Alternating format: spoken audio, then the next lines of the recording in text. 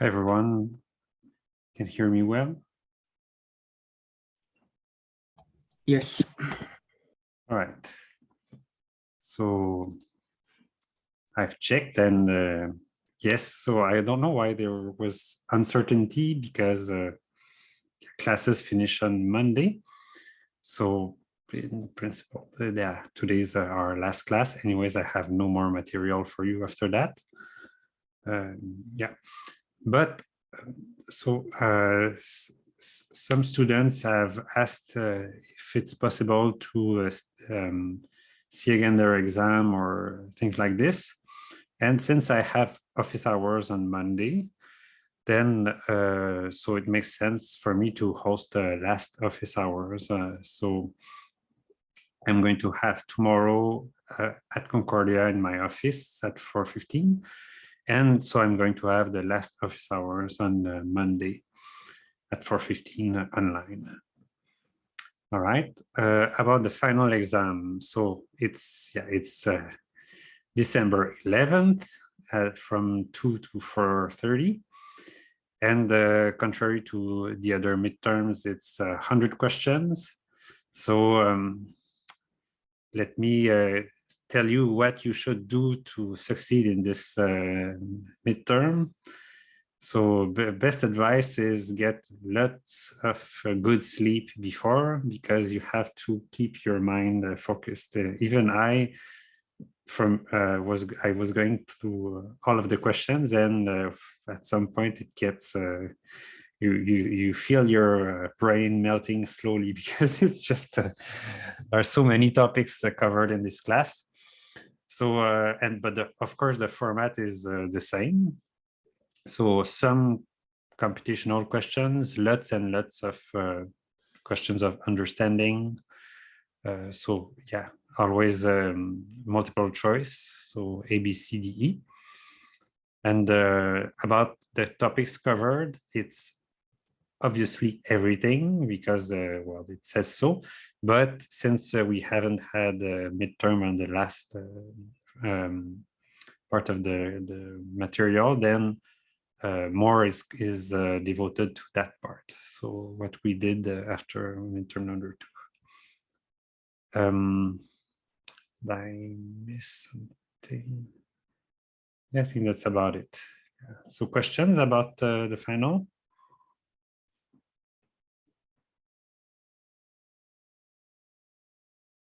No? All right. So if you think about some questions, just ask me at the end or email me, I'll answer.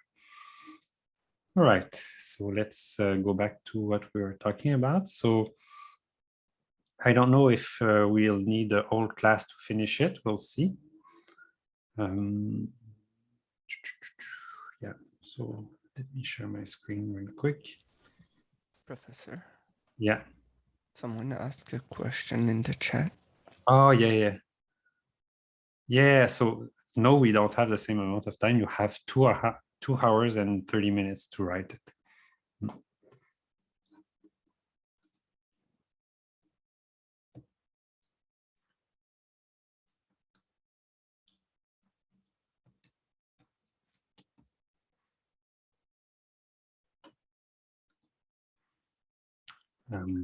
Sir, is the MyLab the only resource we could like practice with?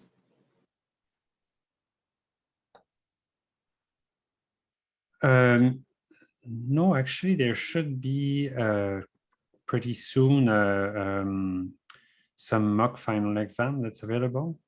That's what I've been told. So as soon as I know more about this, I'll post it, of course. I know there's a final exam and like a review station and stuff, but you have to register and it's going to be on Zoom. Okay, thank you. So you know more about this than I do.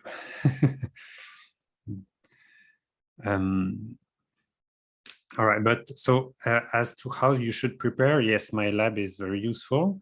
So the questions for the exam normally are a bit easier than some of the MyLab questions, which can be quite tricky in my opinion. So drawing curves and points and stuff like this. But obviously, it's if they ask you stuff like, "Oh, this is the profit you're making," or "This is your average total cost. This is your marginal cost. Da da da da da da. Please tell me what's your profit." But anyways, you have to understand how to draw these curves and to make sense of them, for instance. Okay. There are the other questions in order regarding the chapters. Yeah, I think so. Yes. Well, or maybe not, because there's always a degree of randomization to reduce the amount of the risk of cheating. So I think, yeah, I'm not entirely sure. I wouldn't bet on it.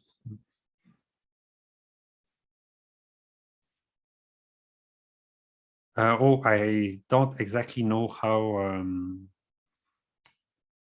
Yeah, I don't exactly know about if you need a special reason. So if you want to have deferred exam, email me and I'll send you the information. So I'm not the one who's managing this. Okay, so well, why don't we start the class, go over it, and then see if there are extra questions. So this class is going to be quite a relaxed class, not a lot of very complicated stuff, so don't worry about it. But sir, does that mean you won't be posting the questions of both past midterms like at all? So my understanding is that the questions are, yeah, it's slightly, the class is slightly different compared to past midterms or past finals. Yeah, so yeah, the only thing I can tell you is there's going to be a mock exam that's available if you, well, has been said, if you request it, I think. But so as soon as I know more, I'll be telling everybody. Sir, how can we request then for mock exam? Yeah, so I asked for that, and what I was told is, oh, White will tell you how it's going to happen. So I don't know more than you. Oh.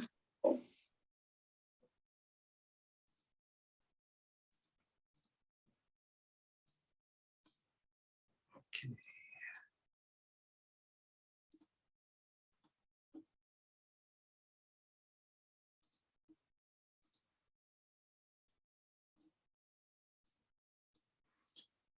All right, so here we were. Again, so just to remind you,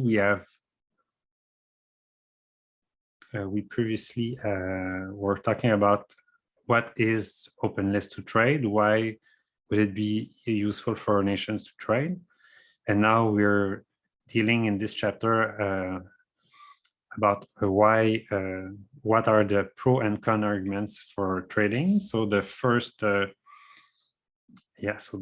pro argument we've seen is that, of course, trade in general increases a nation's wealth, or increases a nation's, makes a whole country better off.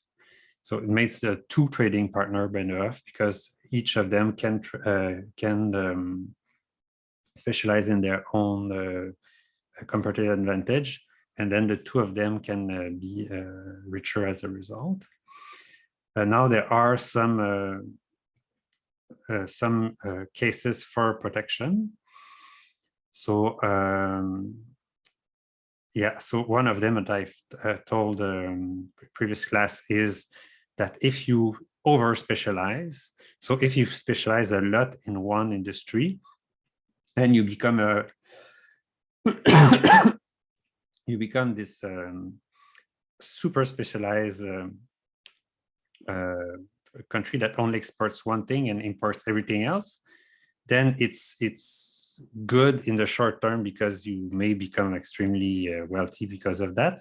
But if something goes wrong with what you're exporting, then you might be in trouble. So this is what happened in Venezuela with when the oil prices started to go down. So if Venezuela was financing all its imports and most of the Venezuelan state was actually working with oil revenues. So when it started going down, then things didn't go very well.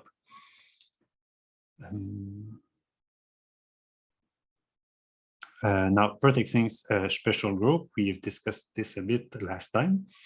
So under the WTO rules and the NAFTA rules, it's possible to claim that, oh, I open to trade and some specific industry is hurting in my own country, which may happen if there's very good producers elsewhere and people start shifting. And you may say, oh, can I temporarily increase barriers so that I can, so my target group has time to find, so the workers have time to find other jobs, for instance, so that the disruption from trade isn't that big. So it's not an easy case to make, and it's specific as to which treaty we are talking about. But yes, so within NAFTA, there is this kind of treaty. For instance, you might have heard of the conflict between the US and Canada over wood. And so Canada produces a lot of wood, and Canada's relatively competitive. So they can export wood to the US quite cheaply. And the US would normally be very happy with having cheap wood, but turns out that some wood producers in the US were not so happy because they say, oh no, it's impossible, we cannot compete against Canadian wood. So the reason why the Canadian wood is so cheap is that it has to be subsidized by the government. So it's unfair and illegal. And anyways, we are going to have barriers and countervailing tariffs to counter Canadian wood, and it's not over. It's not even finished. They're still negotiating over that. So we're going to talk a bit about it. Yeah. So yeah, one other reason is improving the terms of trade. So yeah, so sometimes you may want to say, okay, I want to improve my terms of trade, meaning I want to improve the value of what I export versus the value of what I import, and this can be done by reducing trade and increasing national income. But yeah, these are all in a sense, short-sighted reason to do that. Inferent industry argument, what is this? So the idea is the following. So if I open to trade and I have some infant industry, meaning a small industry that's starting to develop, that would be, that could become good and competitive in the future. But if I already open to trade, and open to foreign competition, then they have no chance of competing.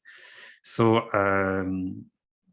yeah, this is so it's like saying, oh, we're going to push somebody out of the house before they are old enough to be able to earn money themselves. So no, we should foster this small industry while it's getting established. So what are the problems with these arguments? Well, the problem with these arguments is that, so what's the implication is my industry is not technologically advanced enough, but it can become technologically advanced. The problem, of course, is that a lot of technology nowadays travels by having foreign direct investments. So why is China doing good in many sectors now? It's because they have allowed foreign firms to start producing in China or assembling products in China. And if you say, no, we're going to just not open ourselves to trade, then you're sort of cutting yourself against foreign competition, but also against foreign technology. So yeah, what I could say is, so problem is, yeah, industry.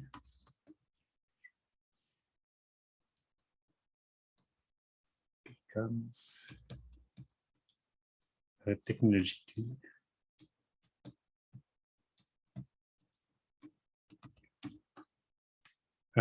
by competing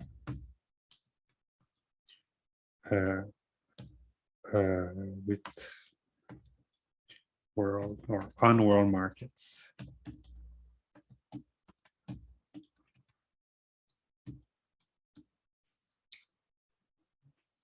Put this here.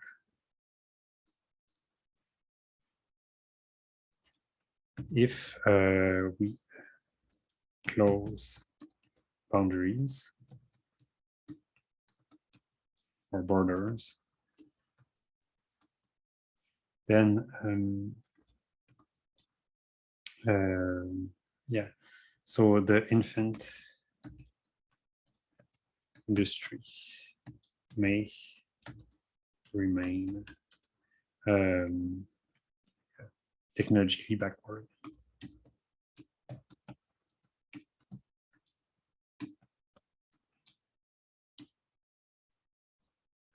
And so the rest of the country, yeah. Oh, let's just keep it at that. So of course, if your infant industry is not good, then your also country suffer.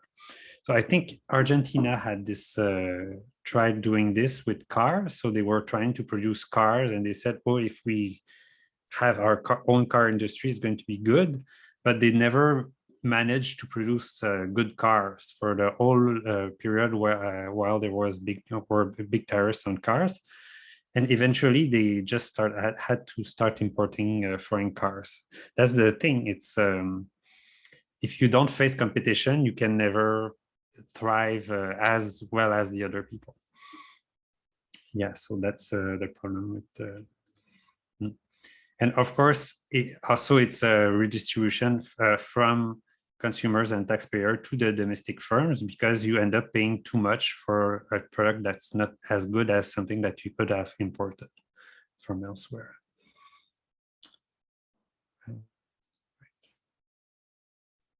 So some invalid arguments against for protection. So keep the money at home, or exports are good, imports are bad. 1 and 3 are two incarnation of something I've talked about last class. Somebody remembers? Let's even see.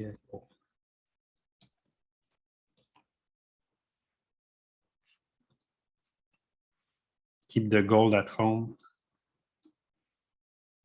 What was the question? Yeah, so do somebody remember what these arguments are? So these are invalid arguments for protection, and 1 is to keep the money at home, and 3 is exports are good, imports are bad.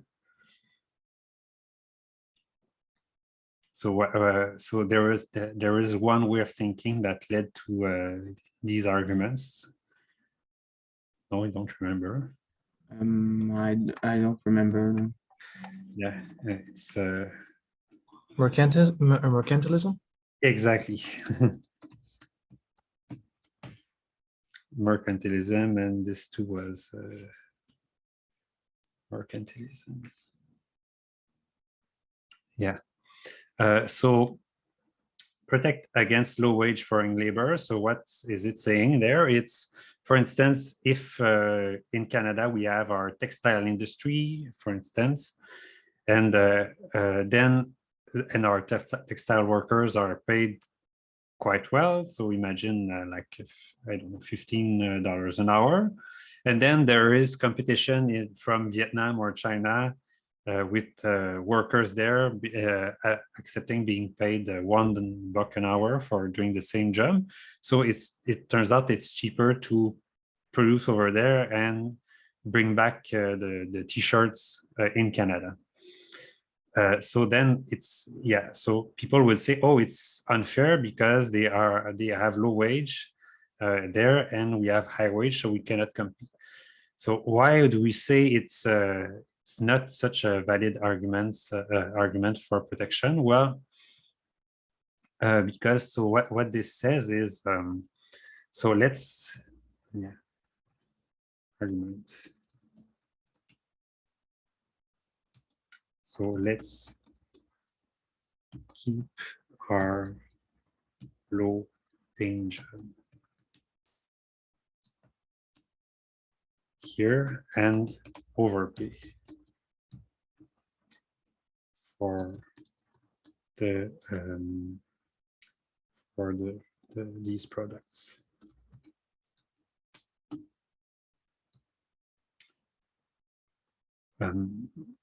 Yeah, so maybe rich people may, so yeah, there are two people who may, yeah, so of course the textile workers here, they would be happy with having protections because they want to keep their job. Rich people wouldn't care all that much because who cares? A t-shirt isn't that expensive if you pay the t-shirt $5 or $10. But who would be hurt extremely by this type of policy? It's poor people. So yeah, worse off.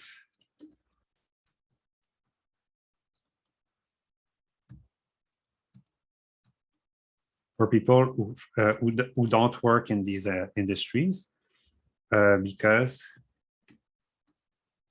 Walmart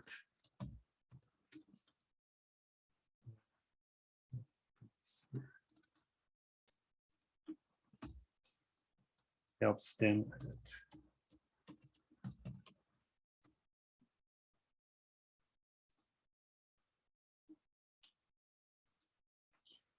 Yeah, so it's we don't really realize it, but the fact that Walmart can import cheap goods from China or Vietnam or elsewhere and sell it at low cost is extremely useful for low-income people. Otherwise, they would spend a lot of money to buy these products, and they would have a very lower lower purchasing power. Yes, so that's so what is the solution instead of this? The solution would be to say, well, in Canada, turns out we have good education system, we have good we have good technology, so let's focus on good jobs, so jobs that are in competitive sectors or in future oriented sector, and not try to turn our back on jobs that don't pay a lot anyways and can be done elsewhere. There is another argument for this. Yeah.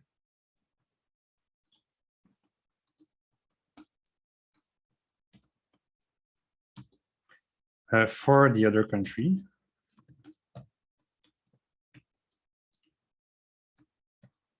development has to start at low wage jobs.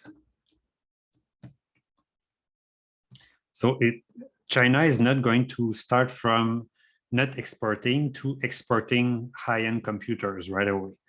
So they have to start by exploiting their advantage, which is a lot of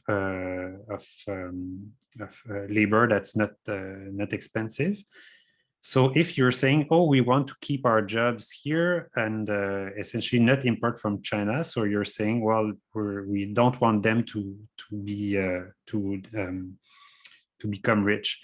As I was saying earlier, if two countries trade, then both of them become richer. So if one says, I'm going to not trade with you, then it's also bad for the other trading partner as well. So that's, yeah. Yeah, so I'm going to keep it at that.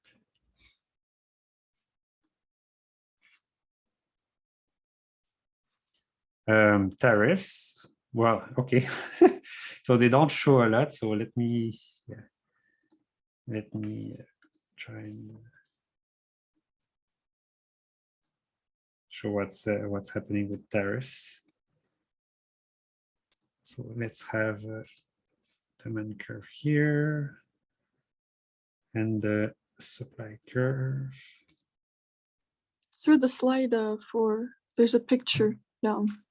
Yeah, the picture down. Yeah, I know, but I want to, yeah. Okay, maybe I'll use the picture down then. It's it's okay. Yeah, okay, picture down.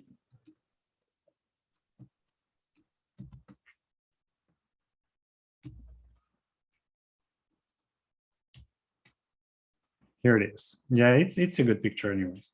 So this is what happens at autarky. So you are here, supply equals demand. But as we've seen, so you start importing. So the international price is PW.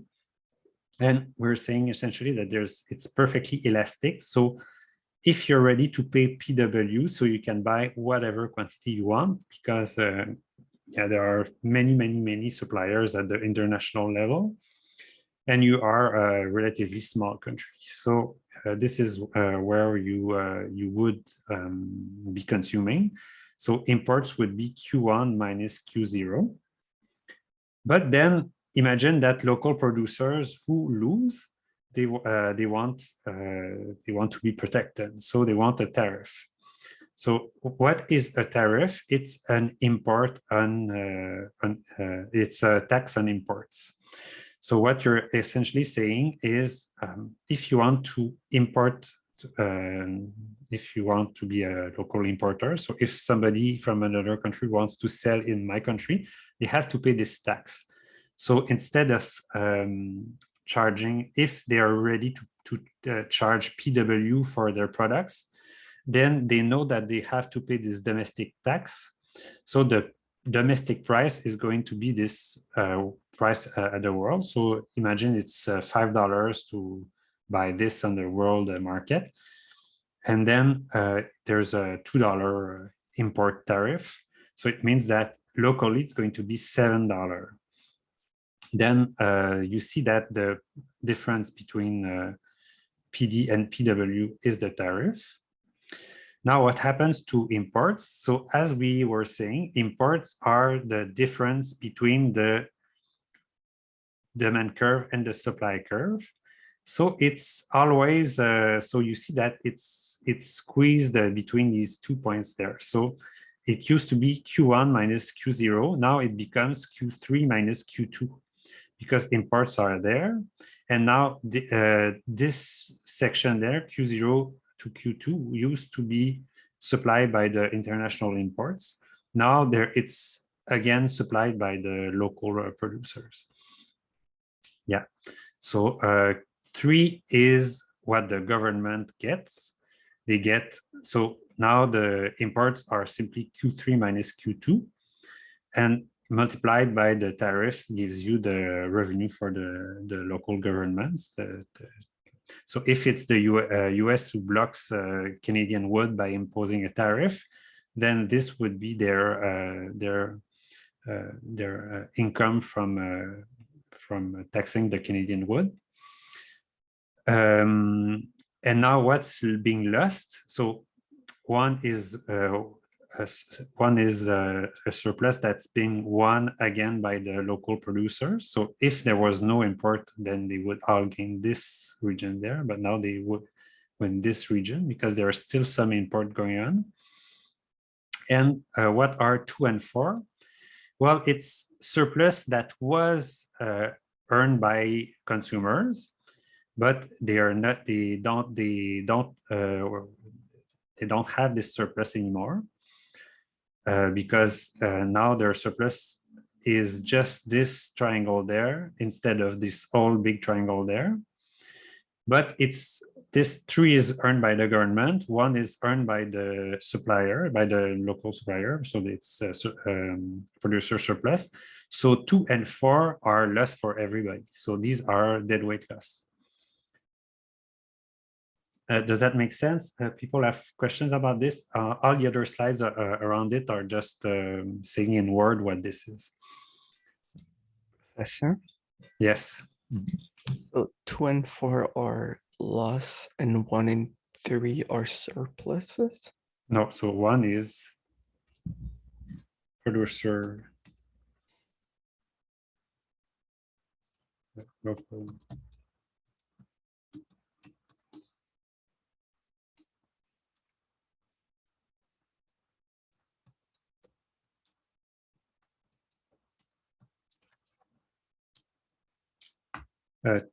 Three is tariff revenue government.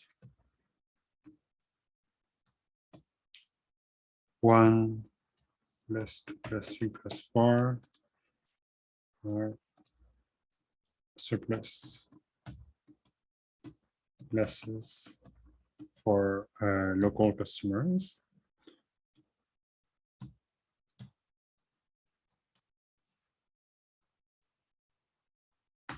And 2 and 4 are deadweight loss.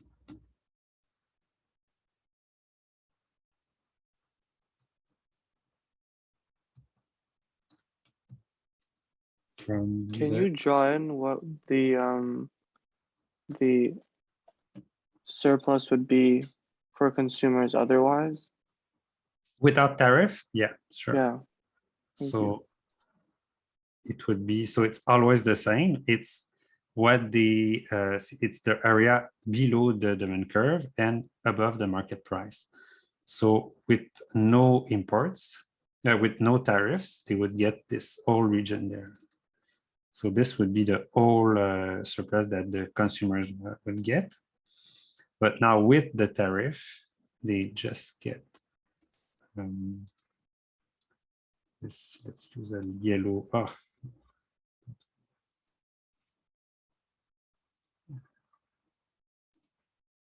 I can't draw today because it's complicated. So with yeah, with the tariff, they just get this on there. Right? So with the tariff, they just get this triangle. And without the tariff, they get this whole large rectangle. Okay, so what I can say is, so let's call this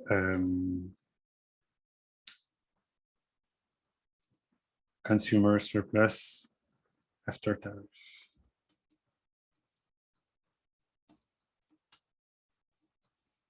And it's this zone here. So the red is what they lose. Yes, so consumers, they lose a lot because of the tariff. So this is what's ironic. Say for if you are the US and you're saying, oh, we want to be protected against Canadian wood. Well, okay, the US wood producers are going to be protected against Canadian wood, but everybody wants to buy cheap wood in the United States who consumes wood. They lose a lot by having these import protections.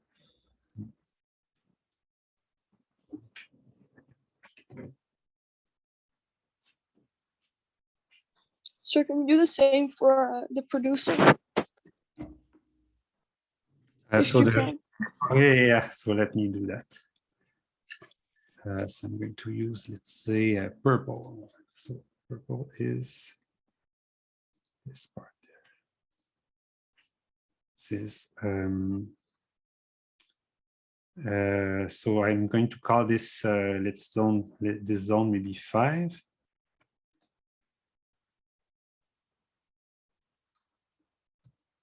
This and it's going to be here. So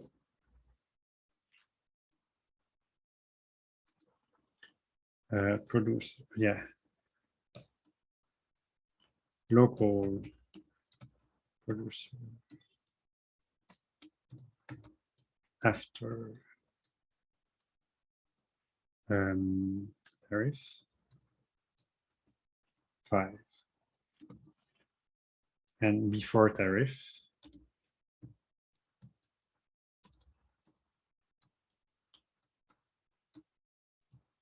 1 plus 5. Oh, what am I saying? No, after tariff is 1 plus 5, and before tariff is just 5.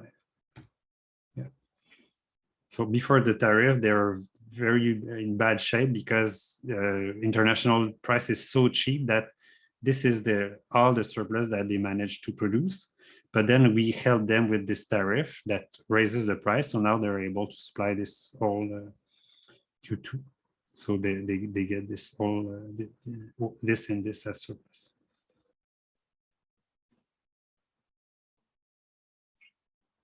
All right. Sir. Yeah. So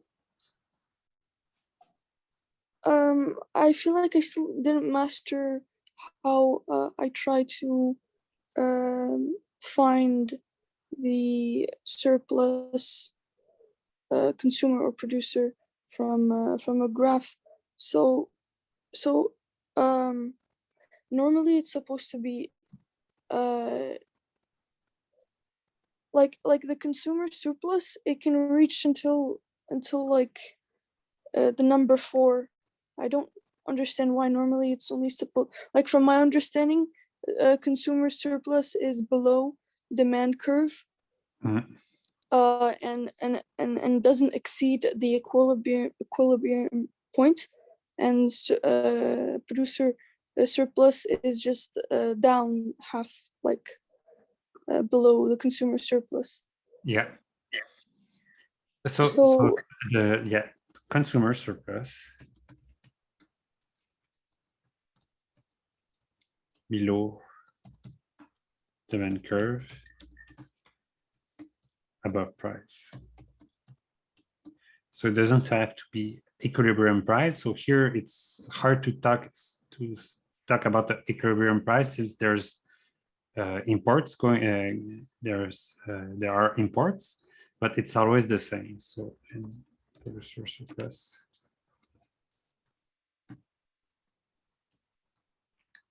So above.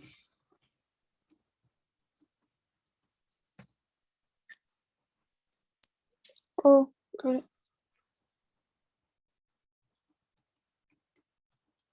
Below price. And it's always the same. If it's before tariff, then the price is this one. If it's after tariff, the price is this one. But it's these definitions are always applied. All right. Yes, sir, thank you. Okay, so moving on. Yeah, so this is all what we have been talking about. 2 and 4 are the deadweight loss. 2 and 4 are the loss from the tariff.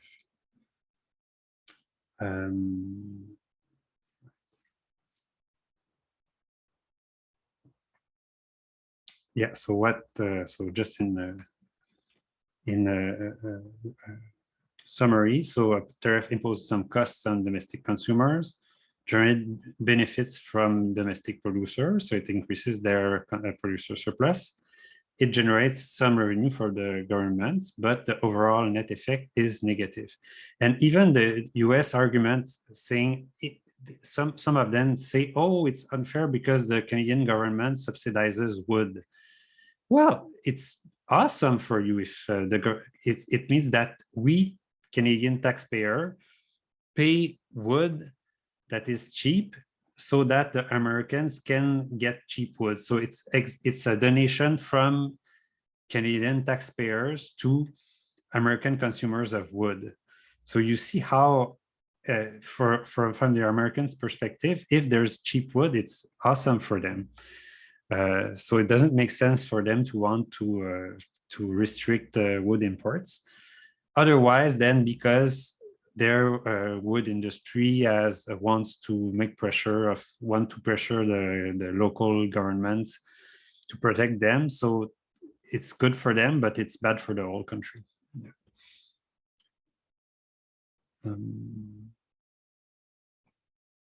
So what's happening with the import quota?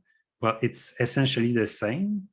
so a quota is a restriction not on the price, but not an additional price, but a restriction on the quantity.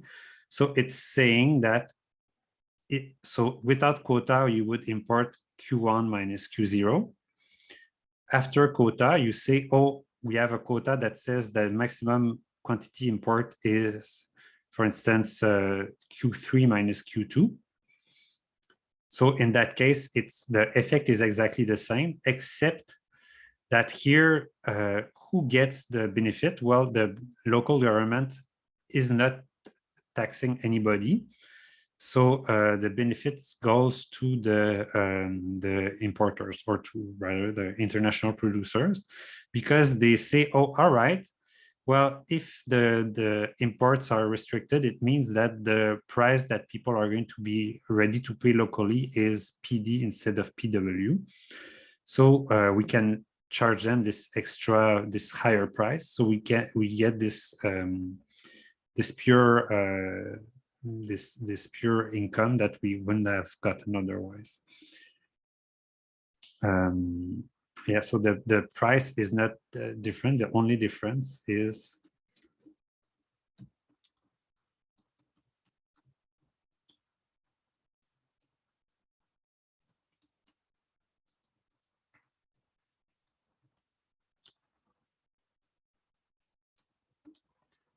money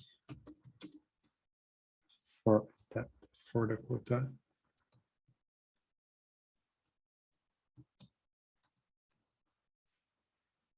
Money.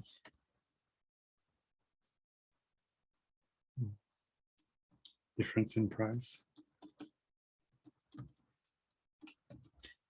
goes to importers rather than local government. So this is some argument that Canadian firms have been saying to the US. So they said, oh, if you want to restrict Canadian imports of wood, please use a quota instead of using tariffs. Because if they use tariff, then the US gets the money. If the US merely imposes a quota, then at least the Canadian exporters of wood get to charge a higher price for Canadian wood. So they get the extra money for themselves, rather than leaving it to the US. That makes sense? So Yes. the result is the same. The quantity is restrained. The only difference is three goes to the money. So that's 3. So that's what's going on with the quota. Yeah. So exporting country like the Canada, for instance. Professor, Yeah. who imposes the quota? Oh, the US. So Biden administration or Trump administration. They decide that this is the amount of. Oh yeah, that's what they're saying here. US Canadian softwood lumber disputes. Yeah. And Canada preferred having quotas because then they get more money. So both quota and tariffs are imposed by governments. Yeah, it's a rule for if you want to import something in Canada or the US, then you have to abide by a bunch of rules, and one of them is, oh, is there a quota? If you have if there's a quota, then if there's already too much wood, then you cannot import anymore. Or if there's a tariff, then you have to pay the tariff. Thank you. I also have a question. Yeah, go ahead. On the graph for the quota, is the deadweight loss the sections 2, 3, and 4? It's always 2 and 4. Yeah, because 3 is income that goes to the, here it's if you talk about woods, for instance, so it goes to the Canadian wood producer, so it's not loss. So the deadweight loss is still 2 and 4. Okay, so 3 goes to importers? Yeah, exactly. Okay. Oh, okay, perfect. Thank you. And deadweight loss. Still 2 plus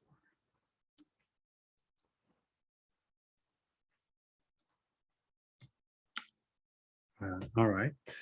Dumping. So what's dumping? Dumping is something that some big exporter countries used to do back in the days. So they would have excess production of, say, corn, I don't know, or rice, and they would say, "Oh, we're going to be nice to the developing countries, so let's give them all of this extra production of, say, rice for very cheap." So all this extra rice arrives on their market. And what happens? Well, they're happy initially because they have all this cheap rice. But what happens to local rice producers? They all go bankrupt. And then 2 years later, there's no more rice and no more dumping. So, and they have no more rice production because they all went bankrupt. So it's extremely bad. It's disrupting for a local industry. So it would be good if we said, "Oh, we're always going to export cheap goods to your country forever." So then they don't get this disruption in their local industry because they never have to produce it again themselves. But what's bad is if like 1 year you export tons of cheap goods and then the next year you stop and then the third year you start again. So you see that this is very hard for local small industries to deal with. So for this reason, then there are now rules against dumping. Yeah, so this is what it's saying there. If dumping lasts indefinitely, then it can be said to be a gift to the receiving country. Because, yeah, consumers get goods that are cheap. Yeah, but so its problem is if dumping 1 year, then not dumping the next. So disrupts local industries. So if I'm a local producer, then what I want is, please allow me to just have my small production each year and not be disrupted by these foreign goods on the market. So, and the anti-dumping laws were designed to permit countries to respond to predatory pricing by foreign firms. So, because of course, if you have an excess production and you know you can't get local, so your own country's consumer to buy it, then you may say, "Oh, I'm going to dump it on foreign countries," but then you still make a buck, but it's called essentially predatory pricing. Sir? Yeah. But they're not allowed unless I don't know, the superiority, the leaders, the governments in the poor countries or in the less developing countries to accept these dumping resources. They're not allowed unless they. Yes. So yeah, so what you can say if you claim, "Oh, this foreign country is dumping on me," so what you're saying is usually the price of, say, it's rice. You can, and imagine you're an African country and the US exports rice to you, like Uncle Ben's rice. So you can say, "Oh, usually the price in the US for rice is $1, but now for some reason they have too much rice, so they're exporting the rice and selling it at 50 cents in my own country. So I claim this is a unfair practice. It's predatory pricing because it's below market price. So if it's the case, then you can have measures, anti-dumping laws that protects you against that. Does that make sense? Yeah, but like if the government like there's surely like maybe governments in these developing countries, can't they just see that it's unwise for them to accept these dumping resources? Can't they say Yes. no? So yeah, exactly. Yeah. Now for international trade laws allow for anti-dumping measures. Yeah. Okay. And for instance, yeah, countervailing duty is part of it. So if you say it's dumping, for instance, in the US, that's what they said. So they said, oh, the Canadian wood is being dumped in the US. So we want countervailing duty to protect ourselves. So I think, yeah, so I think 6 billion has collected in duties against Canadian wood by US since the start of the conflict. So it's a lot of money. All right. So GATT and WTO. So GATT used to be a general agreement on trade and tariff. That so the goal was to gradually lower tariffs on goods after the World War II, because there used to be a very high tariffs, especially in the leading to the Great Depression in the 30s. So then they said, let's have the gap that rounds and rounds of negotiation to slowly reduce tariffs on many different products. And then it led to WTO, the World Trade Organization, yeah, to manage the trade everywhere. Now, finally, free trade agreements. So free trade agreements are local or global agreements. So WTO is it's a very large club now. Most people are part of it. China is part of it. But there are also local free trade areas, like the EU, the European Union, started by just being a free trade agreement. In North America, there is the NAFTA, that is also a free trade area. So yeah, free trade area is an agreement among two or more countries to abolish tariffs on trade among themselves, and each remain free to set its own tariff against other countries. So within the area, we agree that we're not going to charge tariffs, but then we can still have tariffs from countries that are not part of the agreement. Custom union, yeah, it's the specific goal of setting tariffs against imports from the rest of the world. Common market is the extra provision that labor and capital can move freely against each other. You could add that, yeah. So European Union.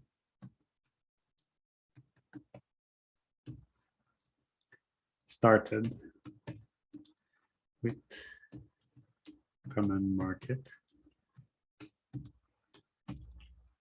added common currency, and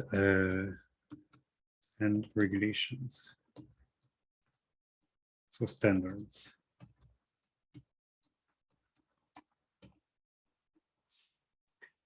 But yeah, if it's too deeply, it's so if it means that you have to relinquish too much of your sovereignty for the union, then some people like the UK don't like that, so they decided in 2016 to leave the European Union. So yeah, that's Sir, yeah. I don't really understand the difference between a free trade area and a custom union. So custom union is Yes, the goal is to set barriers against imports from the rest of the world, but also a common barriers. So yeah, so the important thing is common set of barriers.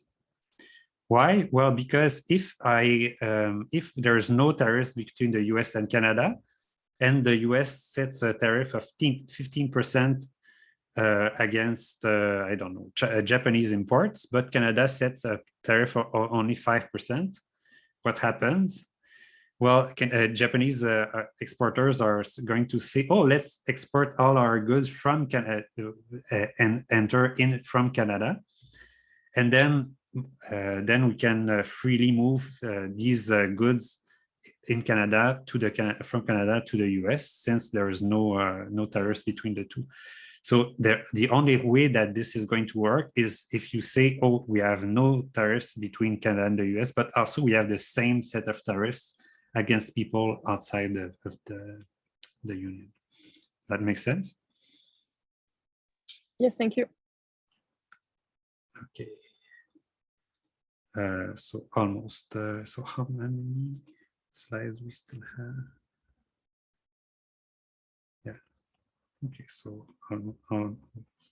almost done. Yeah, so what is trade creation? It's the consequence of reduced trade barriers between countries. So before, if you have barriers, it's exactly like if the two countries are very far apart, so it's expensive to export goods. So you don't have trade. Everybody is doing their own thing locally.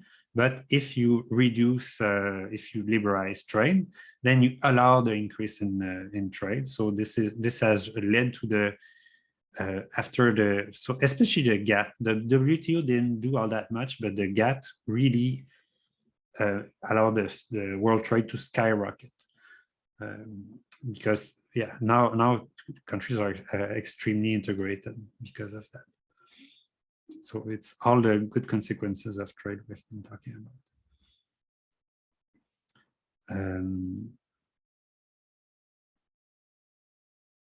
Yeah, so trade diversion is somehow is controversial. So what is this? It's, imagine that I was importing goods from this productive exporter, like I don't know, China, and it was very cheap and very good.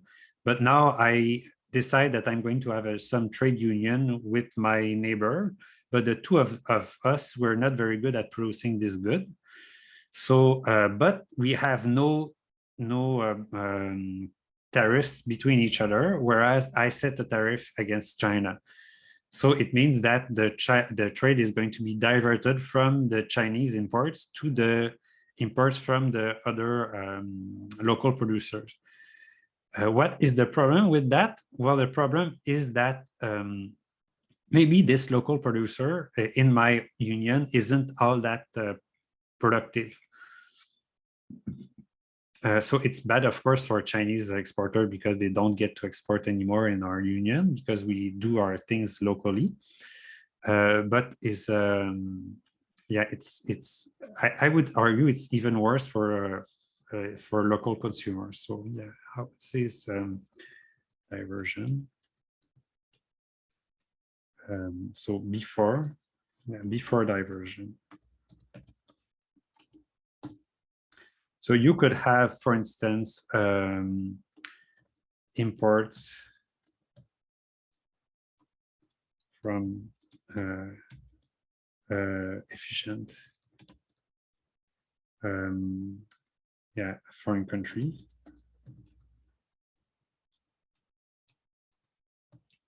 That you could even set tariffs on if you want.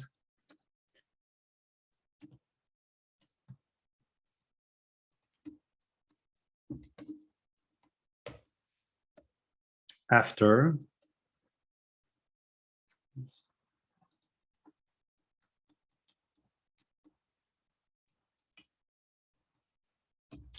so you have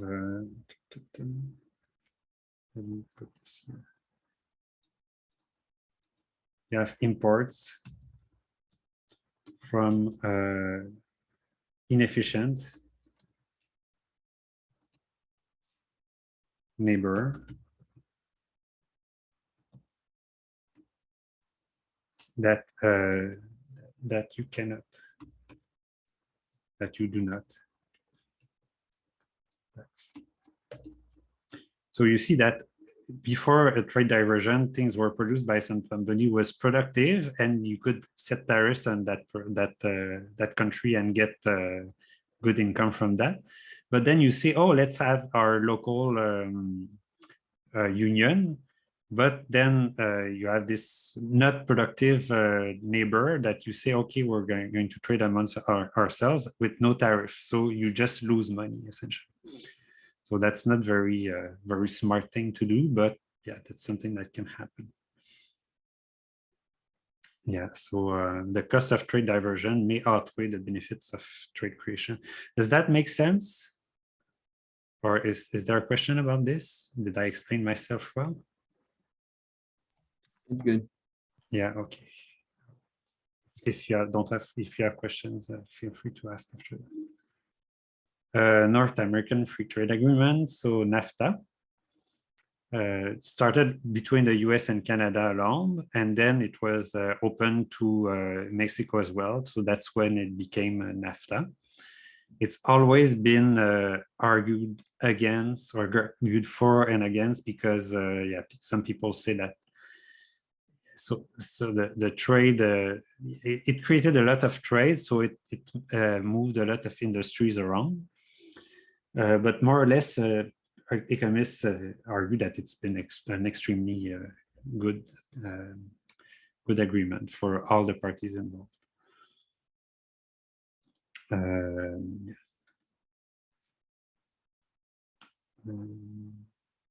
So national treatment, what is this? So national treatment means once a product. Once example.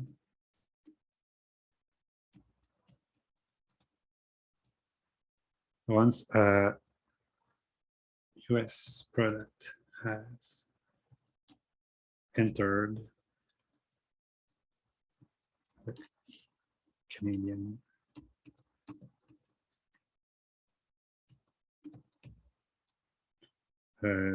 border, it must be treated exactly the same as an equivalent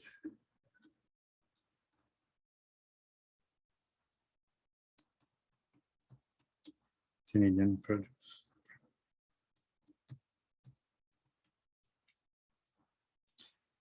Because obviously you could say, oh, we have no tariffs for importing American products, but then you create some stupid local law that says, oh, by the way, this exact product is going to have restriction to be sold in this place, or it's going to be taxed for some other reason.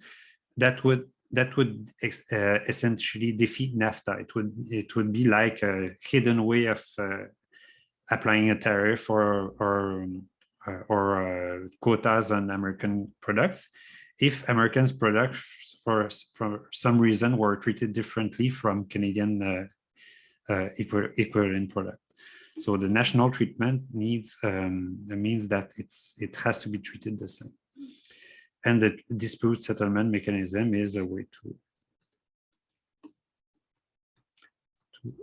well, essentially the word says it's a way to settle disagreement.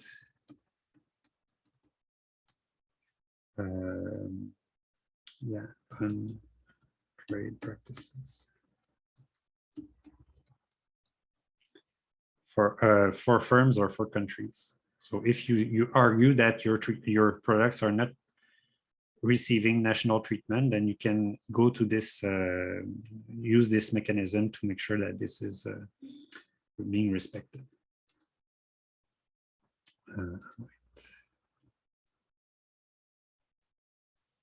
So yeah, so all tariffs were emitted as of 2010. So for most sectors, but not necessarily all sectors. The principle of national treatments. Yeah, so okay, so that's exactly what I wrote. Some restriction on trade and investment are not emitted by the agreement. So agricultural products is the same, but note all over the world. Agriculture is generally excluded from free trade agreement. So for instance, in France, so they are happy to protect their local producers. So it's not an infringement against the WTO rule because agriculture is excluded from that for all sorts of traditional reasons, because agriculture is a special sector that has lots of cultural aspect to it. So countries don't feel free to allow it to be traded like every other sector. Sir, so Yeah. so today there's no tariffs for wood between Canada and the US. For wood, Yeah. so in principle not, but then what they say is, oh, you're dumping, or we have our local industry is being unfairly, so you cannot dump, for instance, even within the NAFTA. So then we're going to use, but so all these treaties, people respect them as much as they can, but so Donald There are Trump, some exceptions.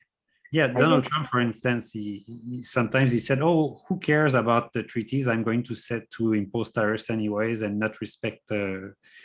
And so it all goes to court, and it takes 10 years to settle. So it still takes time. So, for instance, wood, in principle, you shouldn't have tariffs against Canadian woods. Wood, but still it's going on, and the lawyers on both sides have to argue their case, so it's complicated.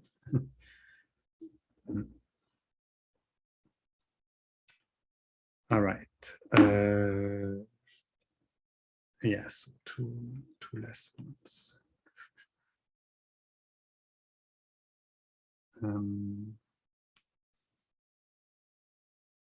Yeah, so trade in most non-agricultural service industries are liberalized and subject to the principle of national treatment. So in the case of cultural product, it can be,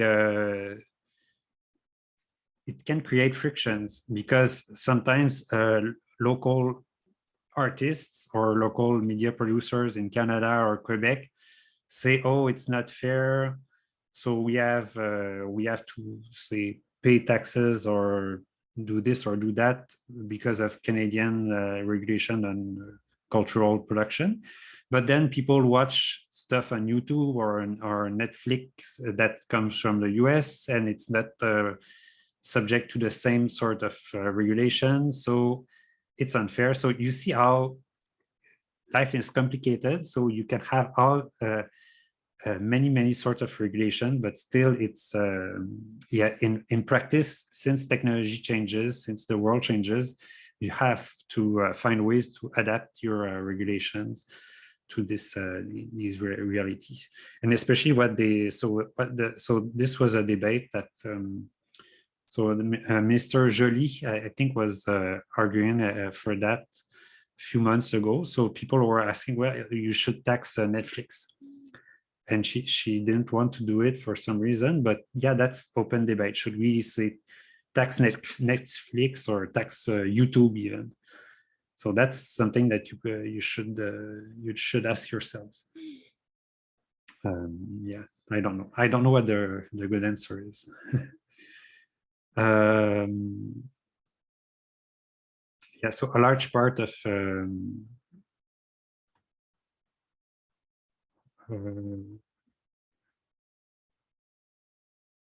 yeah, so this is what the governments can.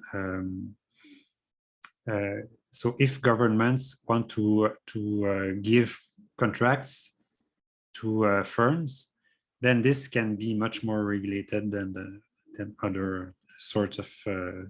It's not like the private sector. So the public sector still has a lot of control over what they do. All right. So result from all of this. Yeah. So in the three countries, there was a much greater resort to exports. So Mexico produces their thing, Canada produces their thing, the US produces their thing. US is generally a closed country compared to many other countries like European countries. Since the US is large, it could more or less be self-sustaining. They have good agriculture, they produce oil, so they could do their own thing, but still, thanks to NAFTA, they got open quite a lot. Yeah, so the flow of trade increased markedly, but especially between Canada and the US. The volume of inter-industry trade increased, so you export in one industry and import in another industry. Yeah, great potential of trade diversion is with Mexico that competes in the Canada-US market. So in a way, if the geography is such that the southern border of the US can have trade with Mexico because they're close, and the northern border can have trade with Canada because Canada and US are close. So we shouldn't treat the US as just one point, one dot. It's a big geographic area. And they have so the north trades with Canada, the south trades with Mexico. Yeah, threats to NAFTA. So it's always there are always threats. It's always being renegotiated, and even Trump said, "Oh, I think NAFTA should be renegotiated again. We're being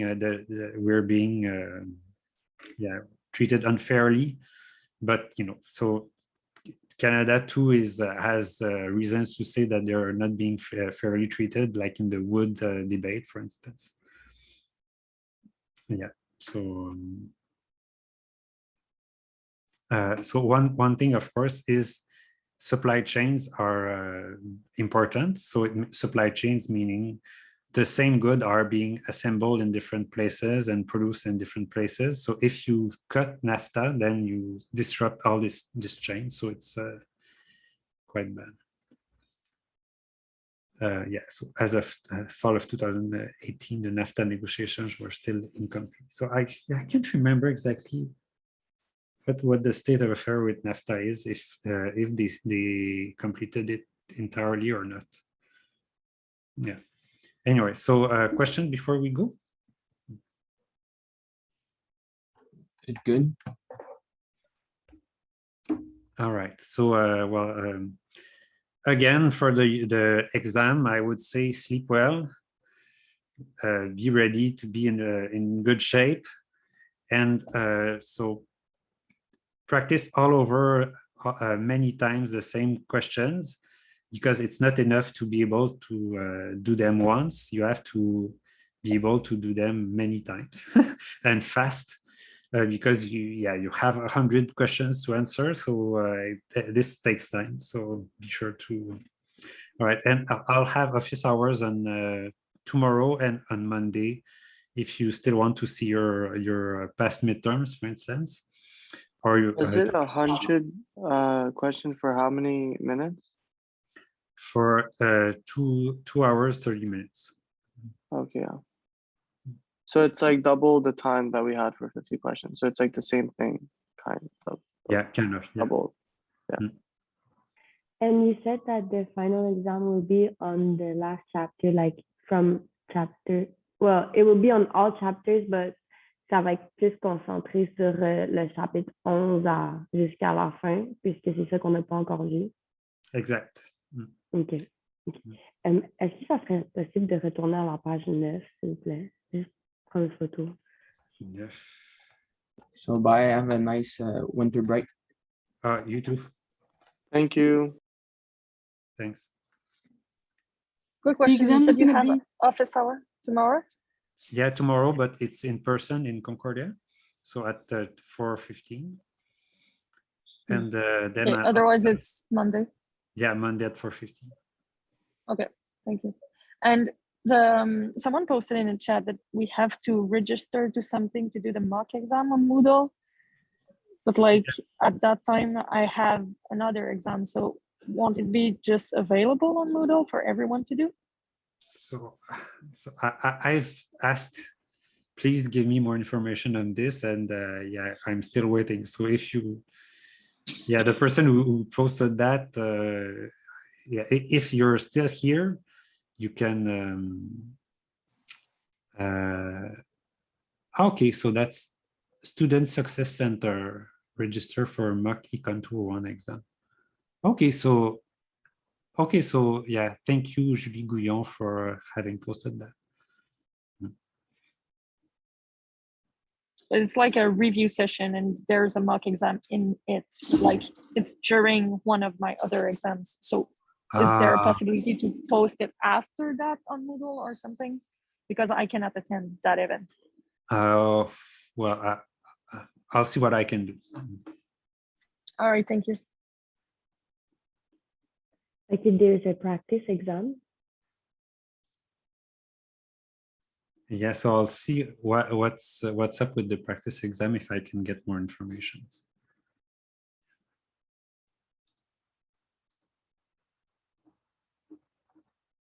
So I have a question with one of like the MyLab problems. Yeah. All right, do you want to like cut this call and then make another one, or like should I just ask it now?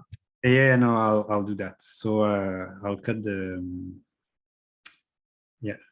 Unless there's a last question. No. All right. So I'll come back in 1 minute.